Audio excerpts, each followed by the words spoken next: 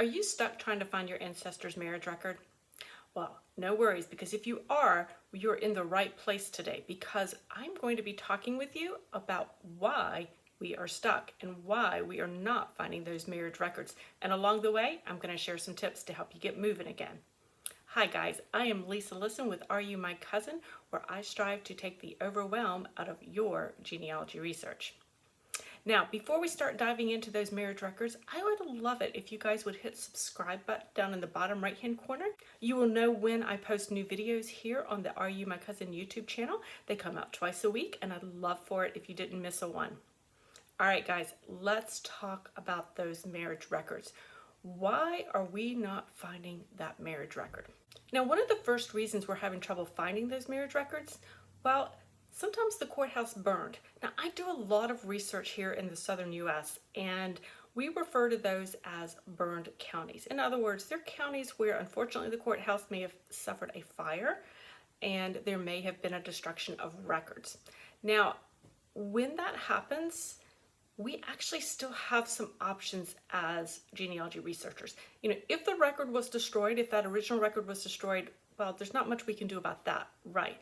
But there are a couple of things that you can do to perhaps get around that. Now, the first thing to do, if you are researching your ancestors and you understand that a county lost a lot of their records, they are considered a burned county, or they had a significant record loss, make sure you are still checking to see if perhaps something survived. Because oftentimes when we hear these terms about a burned county or the courthouse records were destroyed in a fire, oftentimes it was not a total loss. So check and make sure that the record for your ancestors did not survive. Now, I will be honest, it's probably a long shot, but you don't want to miss out on something simply because you made a wrong assumption and that the record had been destroyed, when in fact maybe it was a small number that did part of a small collection that did survive for the time period in that record collection. I've actually did find my ancestors' records in a burned county because one record book still survived. So make sure you're checking those record books. Now, another thing that you can do when it comes to a loss at the county record level, would be to look at records that were not kept in the county courthouse. So in other words, you want to pursue those church records. They become more important to you as you go along because they are going to perhaps replace those burned records. Now, if the church record's not there, also check the newspapers. You want to read the newspapers, the local newspapers, even as much as the regional newspapers at that level, because you are looking for perhaps stories of maybe people who were visiting for the wedding of so-and-so and so-and-so. So make sure you're checking the newspapers. I know it's a little more tedious sometimes, but it becomes more important when the county records didn't survive. Now, another reason that you may not be finding your ancestors' marriage record is, well, you could be looking in the wrong place. Your ancestor may not have gotten married where you really think they should have. You know where they were living, you know the county that they were living in, but, well, you can't find that record. Well, perhaps they crossed the border. They went to the neighboring county. They went to the neighboring state. And why might they have done that? Well, there are a number of reasons someone might go to a different location to get married. Now, it could be a matter of simple logistics and ease of travel. So, for instance, if your ancestor lived in an area where it was difficult to get to the county courthouse for the county they lived in, it might have been closer and shorter distance and shorter travel time if they just went to the neighboring county, even if that neighboring county was across the border into the next state. So that's certainly not out of the realm of possibilities. But now I want you to consider something else. And I want you to consider where your ancestors lived. And I want you to think about, what did the land look like? So for instance, when I research ancestors in Surry County, North Carolina, Surry County is a beautiful area of North Carolina, and it is in the foothills of the North Carolina mountains, so it is gorgeous. But it also has a major river running through it. So where my ancestors, my early ancestors lived, in order to get to the courthouse, they would have had to have crossed that river or some pretty large creeks. Now, because they were rural farmers, they often got married in the winter or early spring before planting. So if they were in that earlier spring and the snows were melting off the mountains, or it had been a rainy winter, a rainy spring, then crossing that river became very treacherous. And in North Carolina, yes, that river may have frozen, but it would not have been frozen hard enough to ride across. So it's not like we don't have those cold winters like up in New England. So even if it had frozen, it would not have been safe to walk across the river on the ice. So that would have been a very dangerous situation. But if they needed to get married and they wanted to do it essentially in the off season of farming, which happened quite regularly in rural areas, they had to go somewhere else. And they had to, it was actually, even though a longer trip, it was physically an easier trip, it was a safer trip to go into, actually cross the border into Virginia, to a neighboring county up in Virginia. So you need to consider where your ancestor lived. What did that land look like? What would travel have been like? What did they have to do to get married, right? So think about that, and then think about how they might have overcome those problems. Now consider why else your ancestor may have gone somewhere else to get married and not gotten married where they lived. Okay, so your ancestors were in love. At least we hope so. So your ancestors were in love and they were wanting to get married. But what if the families opposed? What if this was not a match that the families wanted? They could have put up a lot of fuss. So the couple said, that's fine, we're eloping and we're heading somewhere where people do not know us, where we can get married. There were also, depending on time periods in history and location, there might have been rules and regulations that were impeding a couple from getting married. And so if they went to the next neighboring state, or to wherever, then it might have been easier to, with fewer regulations, it may have been less expensive for them, and they could have gotten married easier and just quicker. So that might be a reason that they would have gone somewhere else.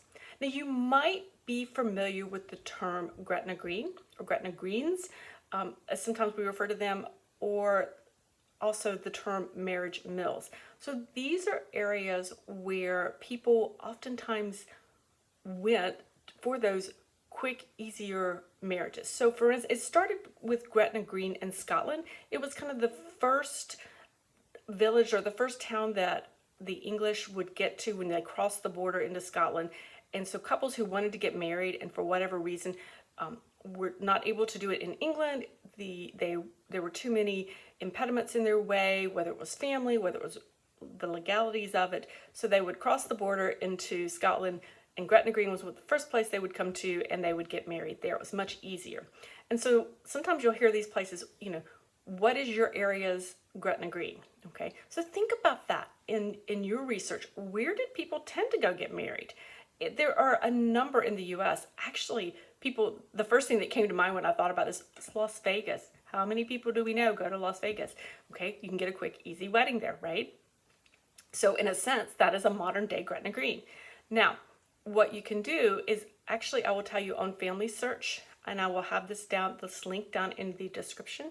They have an excellent article on Gretna Greens and marriage mills in their wiki. And they have a really beautiful chart that kind of tells some of the local, marriage mills or the Gretna Greens for particular areas. So that's a really nice reference chart. If you are struggling, you may want to consult that to see where your ancestor may have potentially gone to get married. What was the likely route if this was what they did? So I would encourage you to check that out. And again, that link will be down below in the description for you there.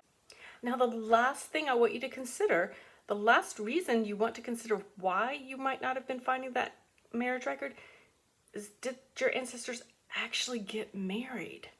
Now, this wasn't as maybe uncommon as we thought, but there is a possibility your ancestors, that couple did not get married. And again, the reasons could have been it could have been many different reasons. One of the reasons that I've heard some of my readers share with me is that perhaps a woman had been abandoned. So there was a woman, she had her family, and the husband, her first husband, may have left. And so he just kind of went off and left the family. And so she really technically was still married, but they didn't know they really just kind of were in more of a limbo type thing. And so they may not have actually married the second time around when she found her next love. So they may have just lived in more of what's called a common law marriage. Now, another reason that I thought this was actually quite sharp on one of my female ancestors' parts is that for whatever reason, she was a young widow. She had a young child. She'd been married only 2 years when she became widowed. Well, then she fell in love with my fourth great-grandfather. And well, she and Langley and Sarah were obviously in love. They were having children. They had about 6 children altogether, and obviously lived basically and functioned like a married couple.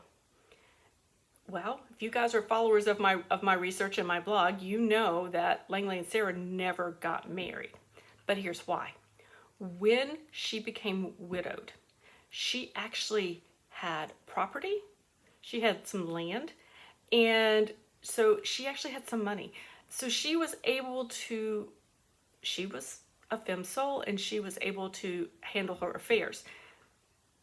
If she had married Langley, then he would have, the property would have kind of moved on with him, and he would have been in control of her money, and it would have just become his. Now, there was just one problem. Langley had a gambling problem. So she was really quite smart. She was in love with him. She was willing to have children with him. She was willing to function as a married couple, but she was not willing to let him handle her money. Smart woman indeed, because she was much better off for it in the long run. So consider the possibility your ancestors didn't marry. Now, how do you figure that out? Well, sometimes you know and sometimes you don't, but you can find clues in the records. And I will, I actually talked about this in a previous YouTube video. I will put that out there for you in the link down below so that you can go back and look at that. But I made the assumption they were married, and it stalled my research for years. Once I kind of got over that, I was able to move things forward. So the clues had been there and I had missed them. But there are clues in the records. Number one, there was no marriage record in an area that had all its records still, thank goodness. And the way her name was used in the records, in the Bible records, in other families' wills, and how she was named. The clues were there, I just had missed them. So sometimes you'll find it in that. I actually, later on when court records became available for me to search, it is actually documented in court records that the couple never married. So sometimes you'll find it that way because it gets a little sticky when the estate records, when one of them dies, then the estate records can get a little sticky if the couple never actually married. So just to think about that kind of thing. Make sure you're tracing on out all those estate records and all the court records that would be associated with the couple. You may pick up clues there. In fact, that was very much spelled out in the estate records for Sarah. So look, you're going to have to piece those lives together, and you may find direct evidence, or you may just find some indirect evidence that you can piece together in that form or fashion. It is not always completely clear that that's what has happened, but sometimes you can put the clues together based on the other records you find. There you have it, guys. 3 reasons why you may not be finding that marriage record, and when you understand why you're not finding a record, it helps you move forward and how to get around those brick walls. Okay, I would love it if you would hit that subscribe button down in the bottom right-hand corner before you head off for your research, and I look forward to seeing you in the next video. Have a great day, guys. Bye.